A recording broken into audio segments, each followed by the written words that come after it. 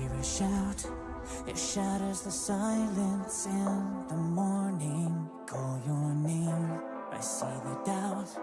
We're falling too fast without a warning. But if you stay,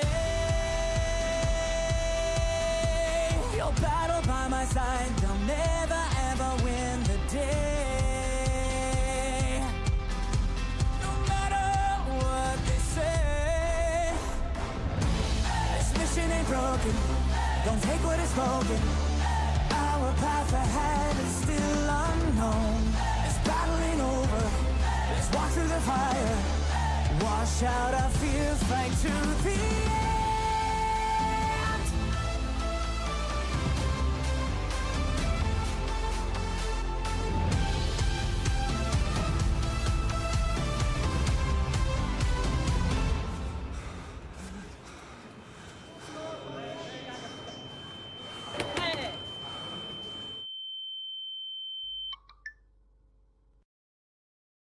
Here we go again.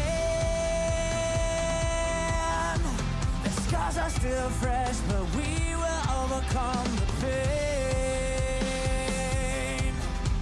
The lights will never fade. This mission ain't broken. Don't take what is spoken. Our path ahead is still unknown. This battle ain't over. Let's walk through the fire. Wash out our fear, fight to the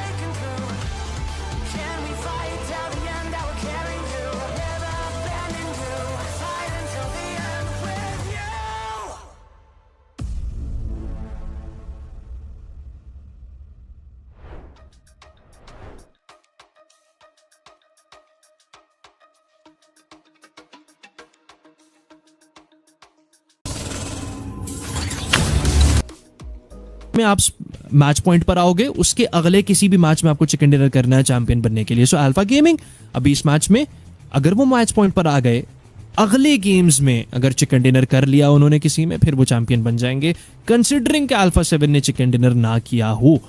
सो जो पहले chicken dinner करेगा match point पर आने के बाद match point पर आने के बाद मतलब अगले गेम्स में, तो वो चैंपियन बन जाएगा। बट खैर, मैं आपके टॉप परफॉर्मर्स, आखिरी रैंगल है सारे PMGC का। Alpha Gaming, they have been extremely dominating on this map, लेकिन Alpha Gaming पिछला मैच लगा उनको भी कर्स। जी हाँ, लेकिन काफ़ी शानदार एंगल देखने को मिल रहा है जहाँ पर प्लेयर्स जंप करते हुए दिखाई दे रहे हैं, डिफरेंट कलर्स के साथ स्प्रेड करते हुए थ्रू आउट द मैप दिखाई देंगे। और वो अर्ली फाइट्स जिनकी हम बात कर रहे हैं आदि, वो भी एक्सपेक्ट की जा सकती हैं, बिकॉज पिछले मैच में इस तरह हुआ था रोटेशन टाइम पर रेग्नम कार्या एलिमिनेट हो जाती है। रेग्नम कार्या जिनसे कहा गया, जिनसे रिक्वेस्ट की गई, जिनसे उम्मीद की गई कि वो रेप्लिकेट करते हुए दिखाई दें, शायद दिखाई दें रेप्लिकेट करते हुए, वो परफॉर्मेंस उन्होंने इससे पहले दी थी एक स्टेट इवेंट के अंदर। आप भी जानते हैं, मैं भी जानता हूँ कि हम किसकी बात कर रहे हैं, लेकिन अनफॉर्चुनेटली रेग्नम कार्या उसके बिल्कुल बरक्स जाती है। लेकिन सर्कल जाएगा इस बार डॉग हिल की साइड के ऊपर, जहाँ पर बिल्कुल सेंट्रलाइज स्पॉट पर आपको डॉग हिल दिखाई देगी। DRX, it's good for them कि वो आसपास ही मौजूद हैं। अगर आज के दिन के मैचेस देखें, DRX के उस तरह से अच्छा नहीं खेल पाए। 105 पॉइंट्स पर ये टीम आ चुकी है, जबकि इससे पहले इन्होंने दिन का आगाज़ 97 पॉइंट से किया था। सिर्फ और सिर्फ 8 पॉइंट्स निकाले गए इन 3 मैचेस में। DRX सबसे ज़्यादा स्ट्रगल करने वाले टॉप कंटेंडर दिखाई देते हैं। 3 मैचों में ओनली 8 पॉइंट्स। कल के दिन की अगर मैचेस की थोड़ी सी अगर बात की जाए, DRX ने बहुत शानदार खेला था। They jumped all the way from 5th spot to the 2nd, जहाँ पर पहले उन्होंने 2nd से स्टार्ट किया था, देन 5th पर चले गए, फिर वापस से 2nd पर आते हैं। लेकिन अब अनफॉर्चुनेटली #4 पर ये टीम आ चुकी है और बड़ा डिफरेंस दिखाई दे रहा है. कल जब अख्ताम हुआ था, ऑल्दो अख्ताम से पहले जब अल्फा 7 के पास 100 पॉइंट्स थे, DRX 97 पर थी, तब सिर्फ 3 पॉइंट्स का फ़र्क था. अभी अल्फा 7 127 पर जा चुकी है. ये फ़र्क बढ़कर 22 पॉइंट्स पर आ चुका है. DRX 22 पॉइंट्स पीछे चले गए हैं, जो कि बहुत ही बुरा है. I think they need to work on their performance. बेहतर करना पड़ेगा इस मैच में. DRX को अगर कंपटीशन में वापस आना है तो हर हाल में चिकन निकालना है. अल्फा को चिकन करने दिया तो फिर तो छोड़ दें आप, फिर तो भूल जाएं आप, फिर तो आप पहले से ही खैराबाद कह दें अपने इस सफ़र को, क्योंकि अल्फा जीत गई तो they will be the champion. Alpha 7 की बात कर रहे हैं, अल्फा गेमिंग की बात नहीं कर रहे. अल्फा गेमिंग जीती तो यस, वो हमें मैच पॉइंट पर जाती हुई दिखाई दे सकती है. अल्फा गेमिंग के लिए चिकन डिनर करना इतना इंपॉर्टेंट नहीं है, अल्फा 7 के लिए चिकन डिनर करना इंपॉर्टेंट है. वैसे अल्फा गेमिंग चिकन कर जाए तो भी अच्छी बात है for them, for their fans, क्योंकि वो पॉइंट्स टेबल पे बहुत ऊपर चले जाएंगे. At the end of the day जब स्मैश रूल से कोई नहीं जीतेगा तो फिर पॉइंट से तो किसी ने जीतना ही है ना.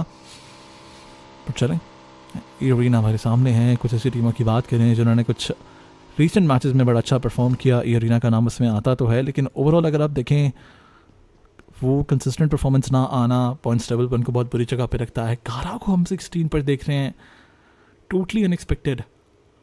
फ्लैश को 71 पॉइंट्स के साथ 14 पर देख रहे हैं, टोटली अनएक्सपेक्टेड.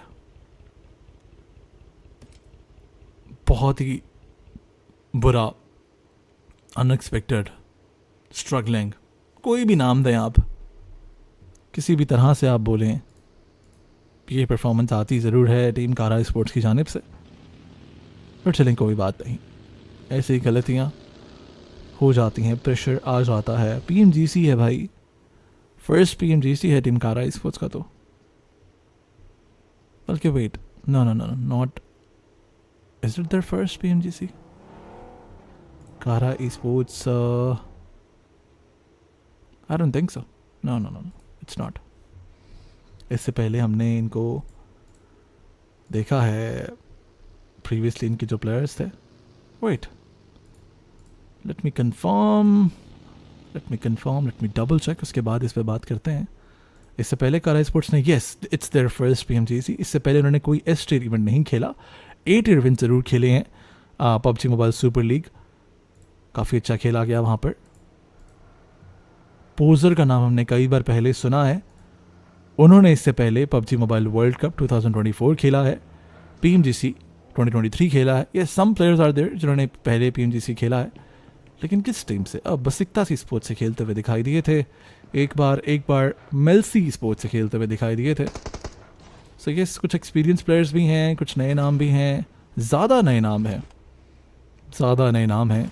यही वजह है कि वो प्रेशर आ जाता है.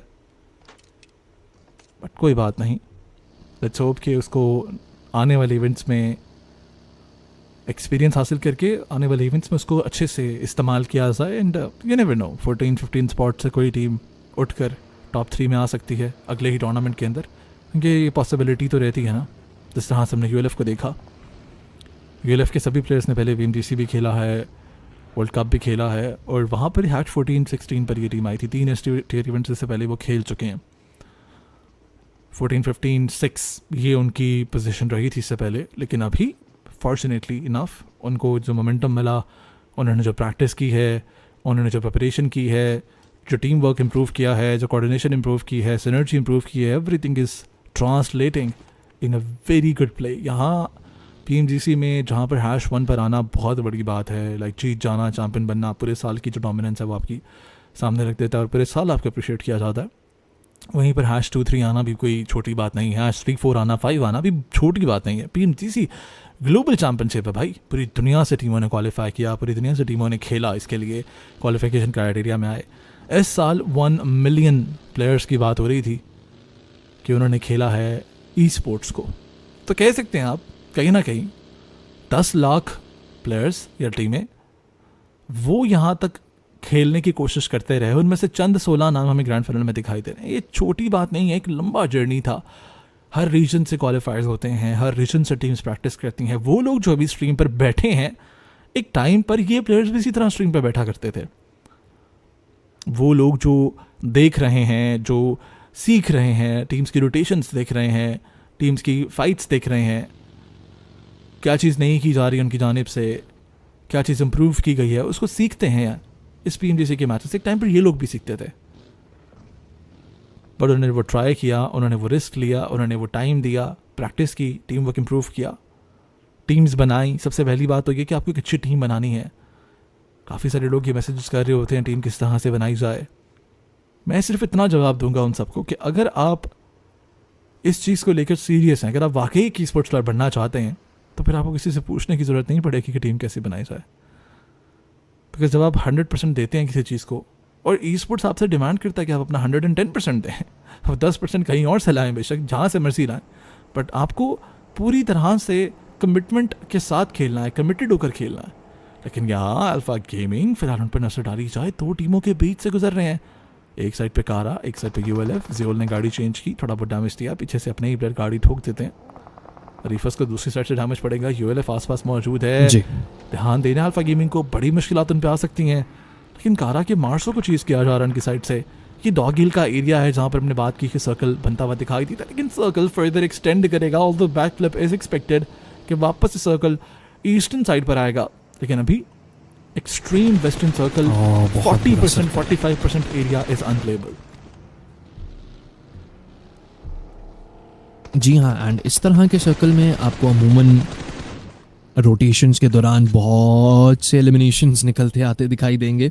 इससे पहले भी इस तरह के सर्कल्स जब भी बने हैं, बहुत सी रोटेशन फाइट्स के अंदर हमें टीमें एलिमिनेट होती, थर्ड पार्टी होती एलिमिनेट होती दिखाई देती। एंड आप देखें कि 9वां 10वां मिनट है और वो उभरता केओस सर्कल की वजह से आपको दिखाई दे रहा है। एलिमिनेशन फीड में वक्तन फ़ोक्तन आपको कभी कोई आ रहा आता दिखाई दे रहा है। हाँ, एलिमिनेशन पॉइंट अब जाकर पहला इस मैच का कंफर्म किया गया है, मैड बुल्स के खिलाड़ियों पर हुआ है ये एलिमिनेशन पॉइंट कंफर्म। लेकिन रेगनम कार्या 2 टीमों के दरमियान में से रोटेट करते हैं।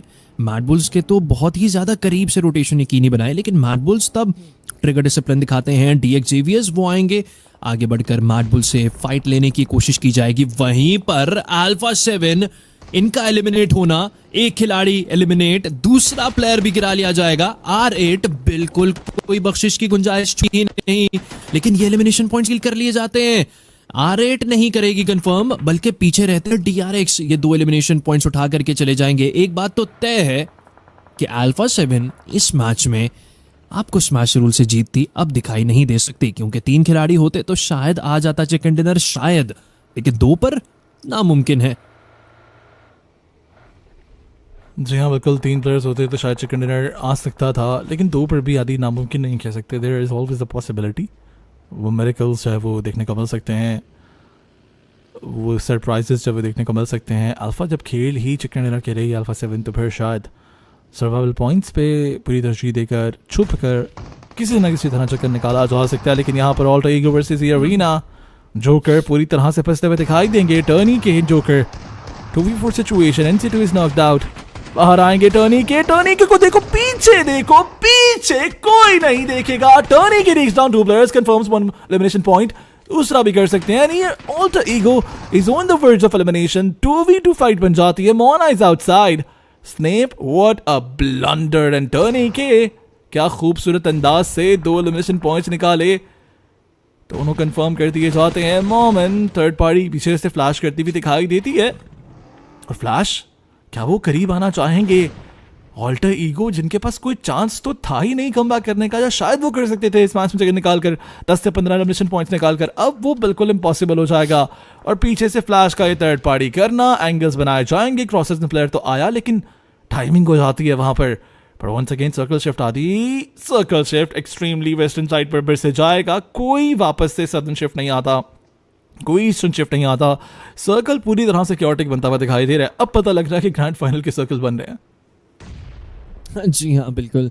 एंड मिलता जुलता सर्कल नहीं, लेकिन मिलती जुलती पोजीशन वैम्पायर्स ई स्पोर्ट्स की उस मैच में जिसमें अल्फा गेमिंग ने धूम मचाई थी, चिकन डिनर हासिल किया था। Alpha gaming vampires e sports दोबारा से सर्कल के सेंटर में है। अब क्या वापस से अल्फा गेमिंग आगे बढ़कर स्लैमन देकर फिर से इस मैच का चिकन डिनर कंफर्म करेगी? अगर ऐसा होता है तो मैच पॉइंट पर तो चले जाएंगे, फिर अगले मैचेस में कंफर्म करना पड़ेगा चिकन डिनर चैंपियन बनने के लिए। लेकिन अभी फिलहाल के लिए ऑल्टर ईगो आरएस, उनको इस मैच से बाहर का रास्ता दिखाया जाता है।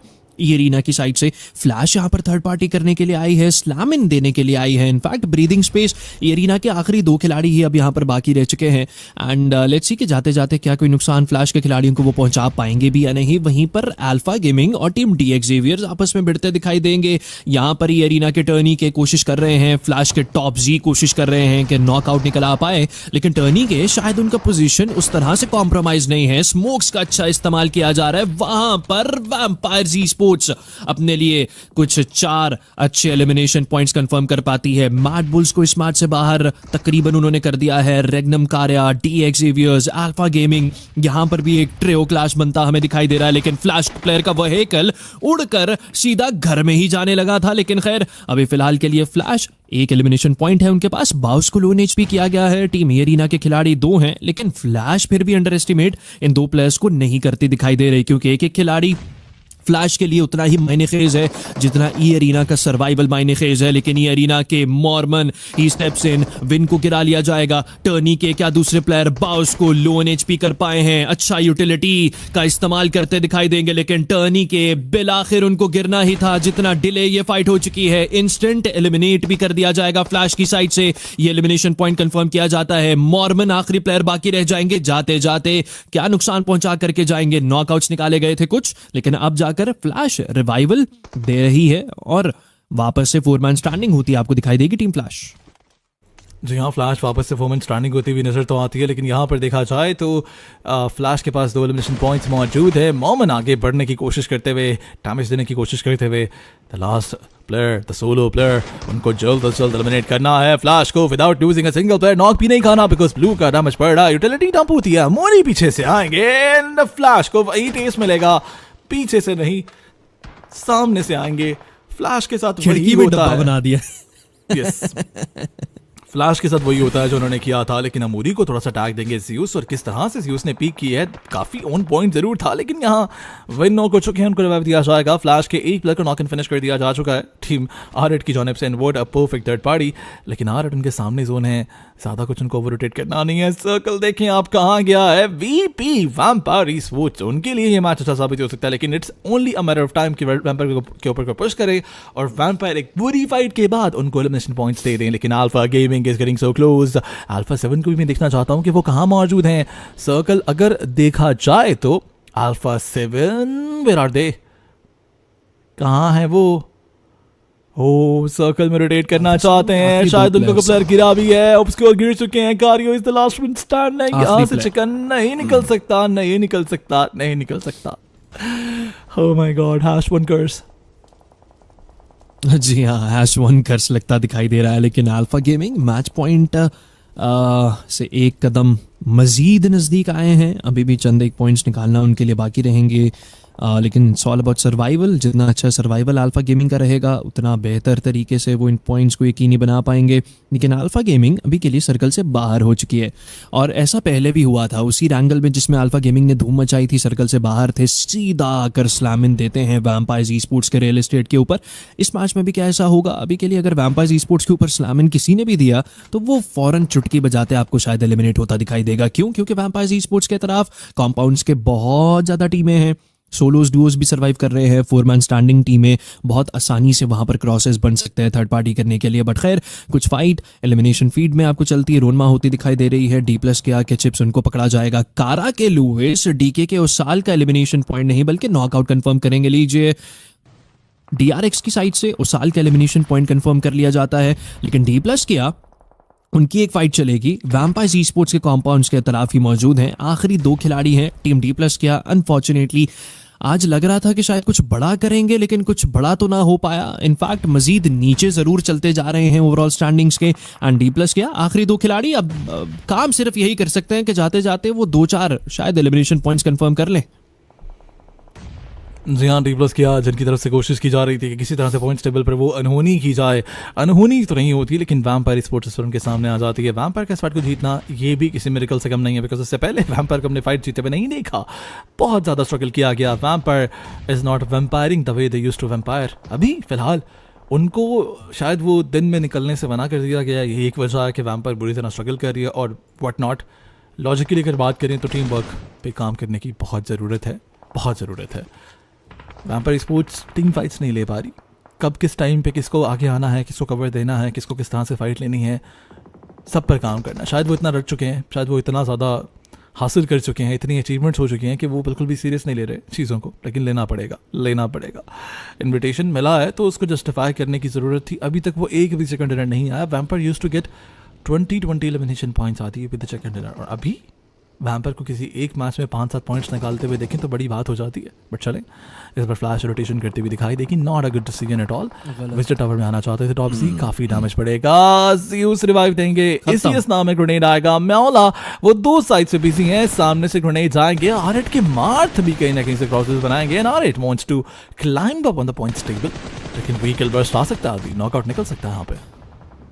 जी हाँ बिल्कुल, एंड बासानी ये एलिमिनेशन पॉइंट फ्लैश के ऊपर अगर वैम्पायर्स ने ना कंफर्म किया, R8 कर लेगी, R8 ने ना किया तो DRX कर लेगी। DRX को आप देखें वो भी R8 के साथ एक फाइट में गए, एक प्लेयर नॉकआउट करवाया, अब उस प्लेयर को रिवाइवल दिए बगैर ही आगे चलते दिखाई दे रहे हैं। दिस इज व्हाट हैपेंस जब आप इस तरह की अनसर्टेन फाइट ले लें, एजेस पर खास तौर पर रहते, सर्कल क्लोजिंग कर रहा हो, आपको कभी भी इस तरह की फाइट में नहीं जाना। कोशिश करें डिफेंसिव खेलें, रोकें अगली टीम को आपके ऊपर फाइट मुसल्लत करने से। लेकिन खैर फ्लैश के प्लेयर जैसे तैसे कर किस्मत उनका साथ निभाती है। अभी तक के लिए वो शैक के कवर में, स्नाइपिंग टावर के कवर में आ चुके हैं, लेकिन दरवाजा खुला हुआ है, खिड़कियां भी हैं। शायद आपको अनकरीब एलिमिनेशन फीड की नजर होते या आखिरी प्लेयर दिखाई दे सकता है। लेकिन ये फाइट भी बहुत देर से एक धीमी आंच पर चल रही थी। अब जाकर के क्लोज रेंज फाइट के अंदर तब्दील किया जाएगा। गोट वर्सेस टीम थंडरटॉक गेमिंग पिछले मैच के चिकन डिनर के बाद गोट को क्या नुकसान पहुंचा पाएंगे? अच्छा एंगल है जिंग के पास। जिंग को अगर स्पॉट डाउन कर लिया गया तो शायद गोट इस फाइट को जीत सकती है, लेकिन जीतने से पहले ही गोट के प्लेयर को गिरा लिया जाएगा। आखिरी कुछ खिलाड़ी अब बाकी रह जाएंगे, 2 किलर जो स्पॉट डाउन करते हैं। जिंग बाल बच जाएंगे, लेकिन V1C बहुत ज्यादा कॉम्प्रोमाइज है एंड V1C को बिल्कुल भी इल्म ना था, अब उनको पता लग चुका है, वो भी बच जाएंगे। लेकिन चंद एक बुलेट्स की मार टीम गोट ई स्पोर्ट्स के खिलाड़ी आखिरी कुछ 2 सर्वाइव कर रहे हैं, लेकिन थंडरटॉक गेमिंग के प्लेयर जिंग वो वहां से निकल नहीं पाएंगे जब तक के लिए कि V1C को नॉकआउट ना कर दिया जाए। लेकिन TT के प्लेयर सिटिंग अपना DBS लेकर आगे बढ़ जाएंगे। किलर जो से एक 1v1 सिचुएशन उनका बनेगा, रैंडम फायर्स देते दिखाई दे रहे हैं। पीक करेंगे, गाड़ी में बैठा जाएगा किलर जो की साइड से आगे बढ़कर। ये एलिमिनेशन पॉइंट बासानी कंफर्म किया जा सकता है एंड लीजिए फाइनल बुलेट कनेक्ट्स इन और टीम गोट इस मैच से बाहर कर दी जाती है। वहीं पर टीम DRX सर्कल के अंदर स्लैम इन दे दिया जा चुका है। 4 टीमें आपको उस मिनी मैप में एक दूसरे के करीब आती दिखाई दे रही हैं। DRX कारा की एक फाइट चल रही है, बैकयार्ड्स के ऊपर रहते वैम्पायर्स ई स्पोर्ट्स और D+ किया की एक फाइट चल रही है। बीच में तड़का अल्फा गेमिंग भी लगाना अपना चाहती है। अल्फा गेमिंग की साइड के ऊपर एक प्लेयर को गिरा लिया जाएगा। वैम्पायर्स ई स्पोर्ट्स फ्लैश को एलिमिनेट करेंगे। वहीं पर DRX आखिरी कुछ खिलाड़ी बाकी रह चुके हैं। कारा ई स्पोर्ट्स बासानी पॉइंट कंफर्म कर लेकर जाएंगे अपने खाते में। जी हाँ बिल्कुल, कारा स्पोर्ट्स फिलहाल के एलिमिनेशन पॉइंट्स तो कंफर्म करते हुए दिखाई दे रही है। R8 स्पोर्ट्स भी इस मैच में कुछ एलिमिनेशन पॉइंट्स निकालती हुई दिखाई दे रही है, लेकिन फिलहाल अल्फा 7 का वो सोलो जिंदा तो है जिसमें मौजूद है। यहाँ से चिकन निकालने की उम्मीद अभी भी नहीं लगाई जा सकती, because I mean 1 man standing और वो एक्सपेक्टेशन थोड़ा सादा हो रहा है। बट चलें, अभी 127 पॉइंट्स पे ये टीम मौजूद है। इस मैच में एक भी पॉइंट नहीं निकाला गया। अल्फा 7 को, अल्फा गेमिंग को देखिए आप, रेग्नम कारिया के पास आएंगे। What is going on wait a second, हल्के आए। अल्फा गेमिंग बिल्कुल भी रुकेगी नहीं, नॉकआउट्स निकाले जाएंगे दोनों साइड पे। बट रेग्नम कारिया इज एलिमिनेटेड। ये दूसरी दफा हुआ है उनके साथ ऐसे। ओह माय गॉड, चलते चलते भाई मजाक हो रहा है। रेग्नम कारिया क्या मजाक है सबके लिए। पहले मैड बुल्स चलते चलते उनको एलिमिनेट करके पाए। रेग्नम कारिया एक प्लेयर को नॉकआउट किया था सिर्फ उन्होंने अल्फा गेमिंग के, बाकी किसी प्लेयर को इतना नुकसान भी ना वो पहुंचा पाए। एक होता है कि लो HP कर आप एलिमिनेट हुए हैं फाइट लेकर, रेग्नम कारिया वो फंबल कर जाते हैं। ऐसे कोई सरप्राइज स्लैम उनके ऊपर आए, रेग्नम कारिया they just can not face it. और मैड बुल्स ने भी पहले ऐसे किया, अब अल्फा गेमिंग उनको चलते चलते एलिमिनेट कर चली गई। लेकिन खैर अभी फिलहाल के लिए अल्फा गेमिंग उनके लिए बहुत ज़्यादा मुश्किलात बन रही हैं। अब एक आखिरी चारा है, अल्फा गेमिंग उनको स्लैम देना पड़ेगा। लेकिन कारे हो क्या वो तोड़ेंगे अपना ट्रिगर डिसिप्लिन? अल्फा गेमिंग जब यहाँ पर स्काउट करेंगे इस व्हीकल बर्स्ट की वजह से शायद उनको भनक लग जाएगी कि यहाँ पर कोई ना कोई खिलाड़ी मौजूद है शैक में। तो यहाँ बिल्कुल कारियो शाक में मौजूद हैं, ट्रिगर डिसिप्लिन दिखाने की कोशिश कर रहे हैं, लेकिन जैसे वो आगे जाएंगे बिकॉज उनको जोन में जाना है वैसे ही उनका डिवाइस देखने को मिलेगा बिकॉज उनका बचना यहाँ इम्पॉसिबल दिखाई दे रहा है। लेकिन टीटी थोड़ी सी इन पे बात की जाए, लास्ट मैच में चिकन निकाला, 21 पॉइंट्स टोटल निकाले गए, क्या एक बार फिर से चिकन आएगा? वहीं पर वैम्पायर स्पोर्ट्स सर्कल के अंदर जो एक अच्छी जगह पे मौजूद हैं, 7 एलिमिनेशन पॉइंट्स हैं, मिनट एडवांटेज भी उनके पास है बिकॉज वैम्पायर स्पोर्ट्स के पास चारों के चारों प्लेयर्स इंटैक्ट है। सिर्फ 2 टीमें ऐसी हैं जिनके पास 4 प्लेयर्स हैं, one is vampire, the other is कारा स्पोर्ट्स। दोनों की कोशिश है चिकन डिनर निकालने की, लेकिन वैम्पायर की जगह बहुत शानदार है।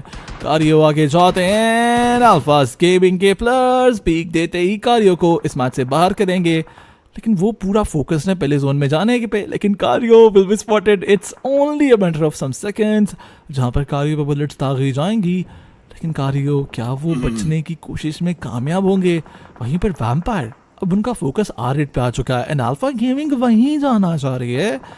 This is going to be a push towards R8। कारियो पर भी बचेंगे, लेकिन यहाँ अल्फा गेमिंग जोन में जगह तो बनाएगी, लेकिन अनफॉर्चुनेटली जिस जगह पे वो मौजूद है हार्ड कवर ढूंढना यहाँ पर थोड़ा सा मुश्किल तो है। सामने D+ किया है जिन पर यूटिलिटीज वो दाख रहे हैं, और D+ किया 3 साइड से पिंच होती हुई, एक साइड पे अल्फा, एक साइड पे R8, एक साइड पे वैम्पायर स्पोर्ट्स। लेकिन अलादीन क्या अल्फा 7 का वो एक अकेला सोलो प्लेयर सर्कल के अंदर अपनी जगह बना पाएगा? D+ किया making the way into the top 8। काफी देर से ये 2 खिलाड़ी इसी एक फ्यूल पंप शैक के अंदर सरवाइव करते आपको दिखाई दे रहे हैं। अच्छा यूटिलिटी बहुत शानदार म्योलाक की तरफ से आता है, बच जाएंगे अभी फिलहाल के लिए टीम अल्फा गेमिंग के खिलाड़ी, लेकिन अल्फा गेमिंग उनको भी मुख्तलिफ अतराफ से पकड़ा जा रहा है। टीम थंडरटॉक गेमिंग लजारस को नॉकआउट करेंगे अभी के लिए, लेकिन अल्फा गेमिंग वो D+ किया कि ये 2 एलिमिनेशन पॉइंट्स जैसे तैसे कर अपने खाते में दर्ज करना चाहते हैं। सिर्फ 1 पॉइंट दूर अल्फा गेमिंग मैच पॉइंट से अब रह चुकी है खवातीन हज़रात, लेकिन अल्फा 7 का वो एक अकेला सोलो प्लेयर जैसे तैसे कर सिर्फ ये चाहता है कि एजिस पर जाए, लेकिन अब जाकर के उनको स्पॉट डाउन कर लिया जाएगा और अब बचना नामुमकिन है अल्फा 7 के इस खिलाड़ी का। ही गेट्स एलिमिनेटेड और अल्फा 7 इस मैच में स्मैश पॉइंट से नहीं जीत पाती है। 0 पॉइंट्स लेकर के इस मैच से बाहर हो जाते हैं अल्फा 7 के खिलाड़ी, लेकिन खैर 1 पॉइंट मिलेगा जी हाँ प्लेसमेंट का, लेकिन एलिमिनेशन पॉइंट कोई भी हासिल नहीं कर पाएंगे। वहीं पर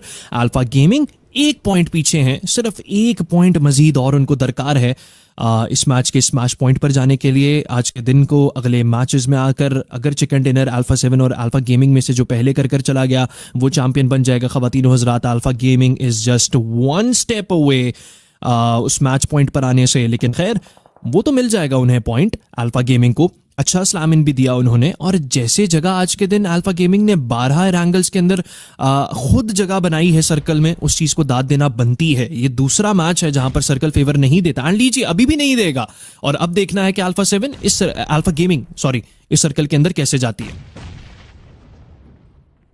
हाँ बिल्कुल, अब ये देखना है कि किस तरह से सर्कल की तरफ रुख बनाना चाहता है इनकी जानिब से, लेकिन वहीं पर टीम R8 कोशिश करेगी किसी तरह से कॉम्पाउंड्स ब्रीच किए जाएं, किसी तरह से सर्कल में जगह बनाई जाए, यूटिलिटीज का इस्तेमाल करेंगे, वैम्पायर पुश करेंगे, वैम्पायर वर्सेस R8। ये फाइट बहुत मज़ेदार होगी और मैं बिल्कुल भी हैरान नहीं हूँगा कि अगर इस फाइट में वैम्पायर हार जाती है। यूटिलिटीज डम तो होती हैं, लेकिन इन्फो नहीं है प्रस्टिकल के पास। जहाँ भी ग्रेनेड जा रहा है वो सिर्फ एक फायर क्रैकर बन पा रहा है, कोई भी कनेक्शन मिल नहीं रहा, लेकिन फिर भी कोशिश जो है उसके 10 में से 10 नंबर दिए जाएंगे। टोनी के इंतजार कर रहे हैं कि विंडो की तरफ कोई आए, यहाँ से कोई क्लाइंब करे, यहाँ से कोई एंगल बनाए, उसको सरप्राइज किया जाए, लेकिन प्रस्टिकल क्या यहाँ पर एक W पुश देखने को मिलेगा इनकी जानिब से। लेफ्ट साइड पर मौजूद थे टोनी के, ट्रिगर डिसिप्लिन तोड़ा जाएगा, जंप शॉट्स देने की कोशिश दोनों साइड से आएंगी। टोनी के अभी भी कॉर्नर में मौजूद हैं, टक इन किया जाता है इनकी जानिब से, प्रस्टिकल आगे आते हैं, रैंडम फायर्स दिए जाते हैं, कनेक्शन नहीं मिलेगा, लेकिन अब R8 जैसे कॉम्पाउंड में आती है, लज़ारस उनको सरप्राइज करेंगे, अमूरी इज नॉक्ड आउट एंड यहाँ प्रस्टिकल को भी एलिमिनेट कर दिया जाएगा। वैम्पायर 11वां elimination point on the board. हाँ जी हाँ बिल्कुल, जहां पर हम थोड़ी देर पहले ये जिक्र कर रहे थे कि वैम्पायर ई-स्पोर्ट्स अनफॉर्चुनेटली उस तरह से कर नहीं पा रही है, लेकिन वैम्पायर ई-स्पोर्ट्स डोमिनेट कर रहे हैं। Alpha Gaming is now officially, really sorry for this weird voice खवातीन हज़रात, Alpha Gaming is now officially above the match point. 125 points और प्लस प्लेसमेंट पॉइंट्स वो हासिल करेंगे, अब चाहे वो एलिमिनेट हो भी जाएं कोई फर्क नहीं पड़ता इस चीज से। लेकिन खैर अल्फा गेमिंग आने वाले मैचेस में अब कंपटीशन तगड़ा हो चुका है, जहां पर दोनों अल्फाज आपस में लड़ेंगे। असल अल्फा कौन बनेगा, इस ट्रॉफी को उठाया क्या जाएगा चिकन डिनर हासिल कर दोनों में से किसी एक की साइड से, आने वाले मैचेस हमें बताएंगे। लेकिन अल्फा गेमिंग इस मैच ऑफिशियली बाहर हो चुके हैं 5वें नंबर पर 8 एलिमिनेशन पॉइंट्स की डोमिनेशन दिखाकर अल्फा गेमिंग इस मैच को फुल स्टॉप लगाएंगे। लेकिन कारा ई स्पोर्ट्स वो सरवाइव कर रहे हैं। एक अरसे बाद कारा ई स्पोर्ट्स और वैम्पायर्स ई स्पोर्ट्स का एक अच्छा मैच हमें आता दिखाई दे रहा है, लेकिन वैम्पायर्स वो तो एक क्लियर डोमिनेशन के ऊपर है, लेकिन टीटी उनको भी भुलाया नहीं जा सकता। पिछले मैच में चिकन डिनर हासिल किया है एंड इस बैक टू बैक एक दूसरा चिकन डिनर निकाल की साइड से। जी हाँ, बैक टू बैक दूसरा चिकन डिनर निकलता हुआ दिखाई दे सकता है टीटी की जानिब से। जिस तरह से वो खेल रहे हैं उम्मीद तो बढ़ती हुई नजर आएगी, लेकिन कितने एलिमिनेशन पॉइंट्स टीटी निकालेगी, कितने पॉइंट्स हासिल किए जाएंगे ये भी देखना। और is it going to be Vampire Sports okay chicken dinner हासिल करती है, बट वहीं पर side by side Kara Sports के प्लेयर्स को देखें, चारों प्लेयर्स इंटैक्ट हैं। So may be Kara Sports अपनी डोमिनेंस को दिखाती हुई नजर आए हमारे सामने, लेकिन रियलिटीज यहाँ पर डंप होती हैं। कारा के सीईओ लो एचपी हो जाते हैं, लेकिन अभी के लिए लकी इनफ कि वो बचे जरूर हैं। डीआरएक्स को एलिमिनेट करना है, आखिरी प्लेयर यहाँ मौजूद थे, उनसे कोई प्लेयर नहीं गंवाना, अदरवाइज कारा स्पोर्ट्स के चिकन डिनर की जो कोशिश है उस पर फुल स्टॉप लग सकता है। ह्यून बिन आगे जाएंगे and CEO will land the final blow. Hyun Bin इस मैच से बाहर। कारा स्पोर्ट्स के पास 5 एलिमिनेशन पॉइंट, लेकिन कारा को फिलहाल इंतजार करना है। किसी तरह टीटी और वीपी की फाइट हो, उसमें टीम कारा थर्ड पार्टी करे, लेकिन मुझे लगता है कि पहले टीटी और कारा की फाइट हो सकती है। सर्कल को देखा जाए दे आर सुपर क्लोज, लेकिन वेट अ सेकंड, वीपी को सर्कल में जाना है और उनके पास जगह मौजूद ही नहीं है। अगर उन्होंने टीटी पे सलामिन दिया, क्योंकि वो कॉम्पाउंड की तरफ तो नहीं जाने वाले, उनको पता है कि दोनों थर्ड पार्टी होंगे, अगर उन्होंने टीटी पे सलामिन दिया तो फिर कुछ हो सकता है। कारा ब्लंडर, लेकिन अगर ये नॉक हो जाता शायद रिजल्ट तब्दील हो सकता था।